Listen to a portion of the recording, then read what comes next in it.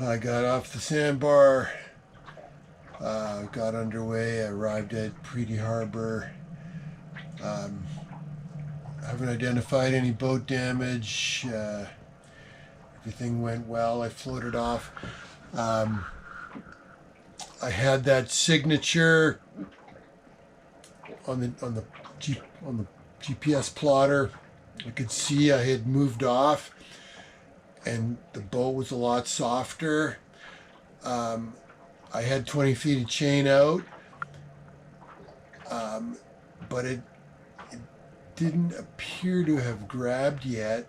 And the drift that I had done, which even though, the wind was apparently blowing me along the sandbar, um, the current, there was tide coming in, but between the tide and the wind, the boat was moving towards the shoreline, which was interesting to me.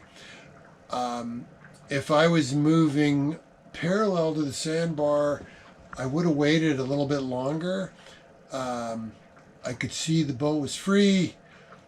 It was a lot smoother. At first, the boat was bouncing around, but you could kind of feel it was still hitting. I think it was still stuck in the hole in the sand.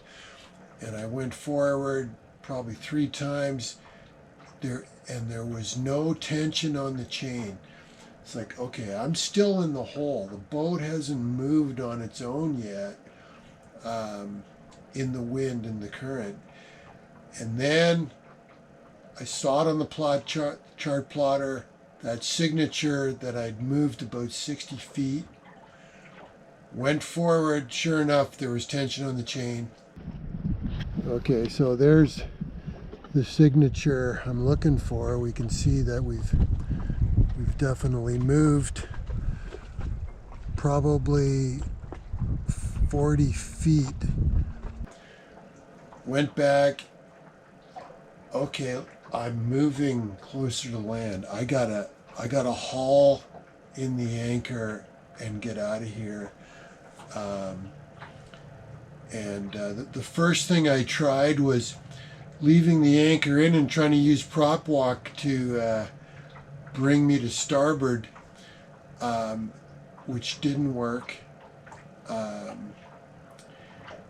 And then that's when I went forward and hauled anchor and then turned on the spot and then got out of there safely. So, bunch of learnings. Silly, negligent mistake on my part. I got too rammy. It's merely interesting that the chart was saying it was supposed to be okay. That's just interesting. The fact of the matter is, I got stuck high on the sandbar and ran aground on the sandbar, and then had to wait for the tide to drop about another foot and then lift me off eventually. So you might say I wasn't respecting the risk. So I'll wrap it up with, we all gotta remember, respect the risk, have fun. There's a bunch of learnings here. Thought I'd share with everybody, let everybody benefit from my mistake, and hopefully we can all. Okay, well, I want to kind of summarize the learnings here quickly, and a couple other observations as well that I want to speak about. So first of all, you know what?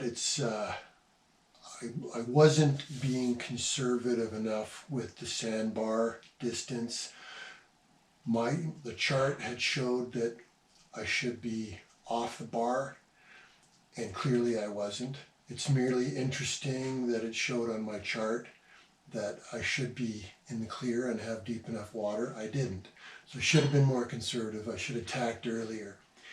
Secondly, the Coast Guard asked, and another viewer asked, what's the vintage of my charts? And they're 2016. when they were loaded, and I haven't reloaded them since. So it's possible that there's an updated version. I want to check with Garmin. So for myself, I want to update the charts. I'm going to take the longitude and latitude off of the old charts and check to see if the revised charts show the sandbar differently. So that's an action item. And in any event, one of the learnings was I definitely should have updated my charts sooner. The Coast Guard said that based on the longitude and latitude that I gave them, the chart that they had showed me on the shoal.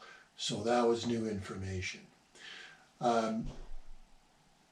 So third item, aground, put the anchor out to stop you from drifting further into trouble. I chose a 3-to-1 at the point of floating, so about 7 feet of water. I put out about 20 feet of chain.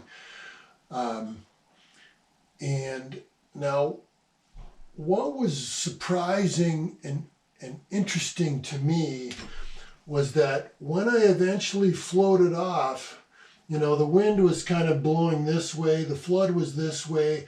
I was expecting really to be parallel to the sandbar. So this kind of squiggly line here, it was kind of the sandbar.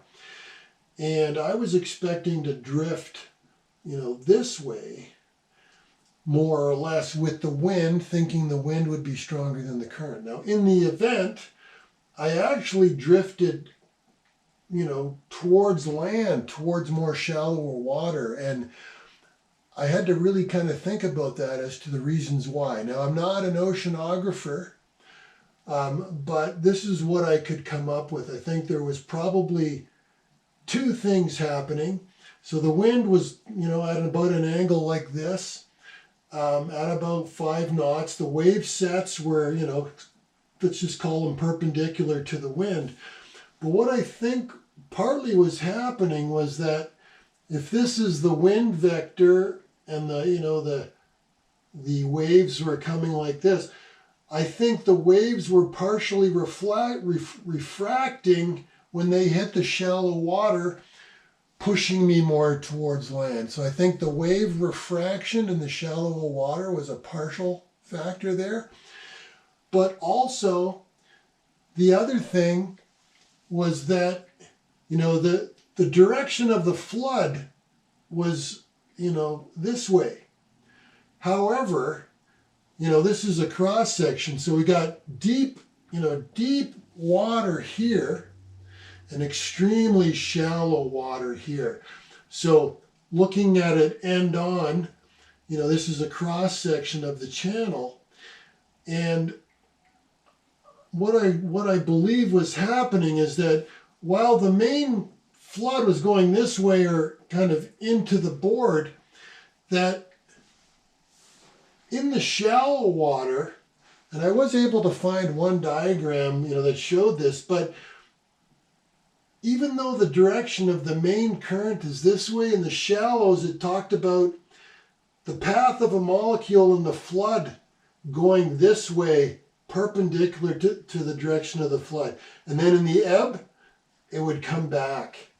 So I actually think that as we were in the flood, that there was a force in the water, that, as it was flooding, that the current was actually filling in perpendicular to the direction of the main flood that we would look at on a chart or expect that.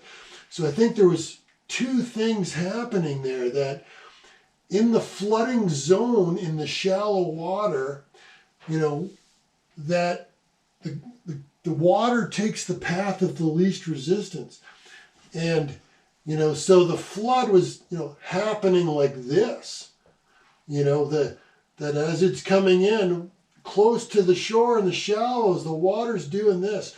So I actually believe that there was two things happening there that forcing the boat over here. And the point is that I was wrong.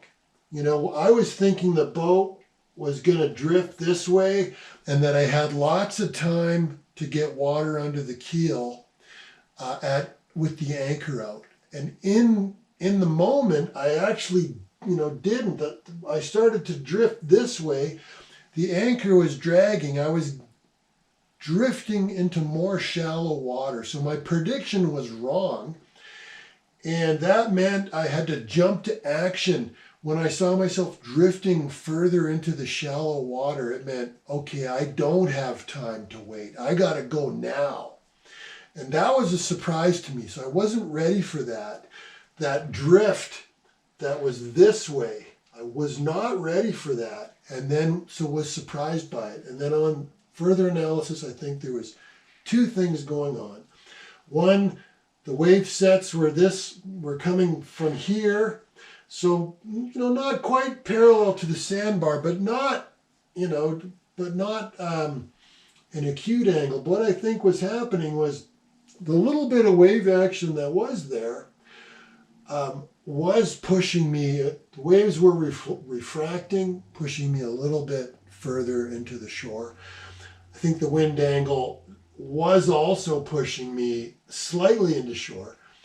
But I think the main one was that the flood current in the shallows was actually doing this in the flood, that the direction of the water in the shallow zone was going this way, even though the main flood current is going like this.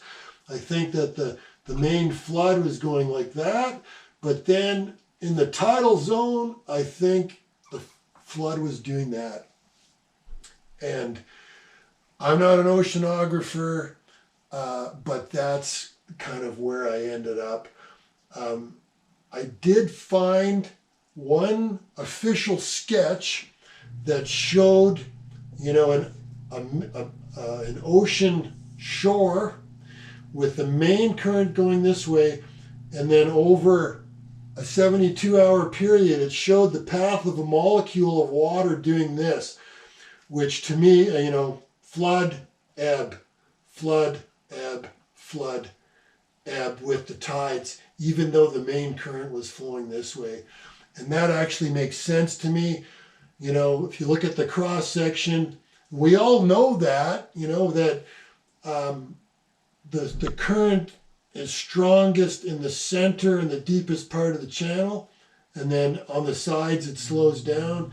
And the next one is that the current, was actually pushing me into the shore. So I wanted to share that with you because I think that was significant in that I had supposition that I thought I had a lot of time that I could wait to have a couple of feet under the keel. In the moment, I was drifting towards shallower water and the anchor hadn't grabbed yet, but I didn't want to wait for it to grab either because I was worried about it. Anyway, if you enjoyed this video, give me a thumbs up, subscribe. Above all, whatever it is that you're doing, respect the risk, have fun. We'll see you next time. Thank you.